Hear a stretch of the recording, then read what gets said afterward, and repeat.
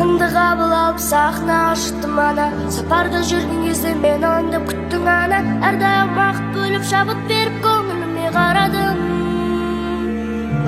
Я мама, әр сөзің алтыннан бағалы барманы. Біз үшін жаныңды арнадың бәріне. Сенің арқаң ана жаным, ана жаным.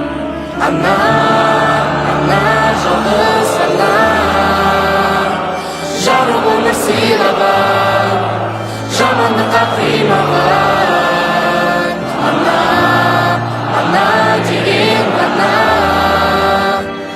маңдайымнан сипаған, жылы киіп жүр баған.